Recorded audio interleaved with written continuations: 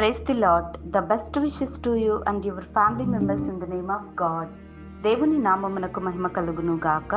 దేవుని నామం పేరట మీకును మీ కుటుంబ సభ్యులందరికీ శుభాభివందనములు. ఈరోజు దేవుని వాగ్దానము.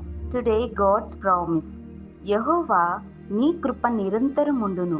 కీర్తనలు గ్రంథము 138వ అధ్యాయం 8వ వచనం. Lord, your mercy endures forever. The book of Psalms chapter 138 verses 8. క్రీస్తునందు ప్రియమైన సహోదరి సహోదరులారా, ఈ ఉదయకాల సమయంలోను మన ప్రభువైన యేసుక్రీస్తు దావీదు భక్తుడు దేవునితోనూ మాట్లాడుతున్నాడు. యెహోవా నీ కృప నిరంతరం ఉండును అని వాగ్దానం చేస్తున్నాడండి. చూడండి ప్రియ సహోదరులారా, మన ప్రభువైన యేసుక్రీస్తు ఆయన యొక్క కృప మనకు నిరంతరం ఉండాలి అంటే మనము దేవునిని ఆరాధించాలి, ఆయనను కనిపెట్టాలి, అనునిత్యము దేవునికి ప్రార్థనలు చేయాలి, విజ్ఞాపన ప్రార్థనలను దేవునికి దహన బలులుగా అర్పించాలి. ఆయన సన్నిధానములోను దేవునిని ఆరాధిస్తూ ఆయనను సేవిస్తూ ఆయన వాక్య ధ్యానాన్ని మనమందరమును ధ్యానించాలి. వాక్యానుసారమైన జీవితమును మనమందరమును ఆయనకు లోబడి జీవించాలి.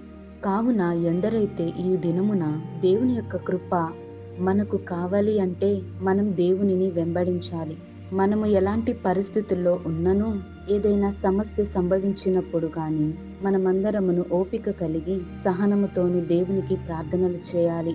దేవుని యొక్క కృప మనందరికీ తోడుగా ఉంటుందండి. దేవుడు తన హస్తముతోనూ మనందరి జీవితాలలోనూ వెలుగును దయచేస్తాడు.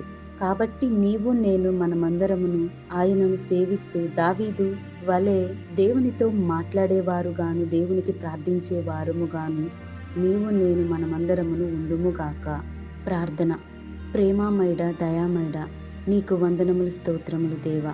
ప్రభువా, మా అందరి జీవితాలలోనూ నీ యొక్క కృప మాకు నిరంతరమును అనుగ్రహించండి. ప్రభువా, వాగ్దానము చేసిన దేవుడవు నీవే కదా దేవా.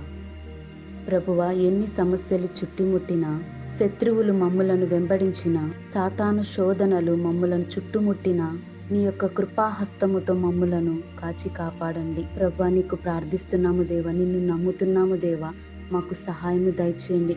అన్ని సమయాలలోనూ నిన్ను ఆరాధించుకునే ధన్యతను, నీ కృపను, ఈ యొక్క కృపా వాత్సల్యతను మా అందరి జీవితాలలోనూ వెలుగుతో నింపమని యేసు నామమున ప్రార్థిస్తున్నాను తండ్రి. ఆమేన్.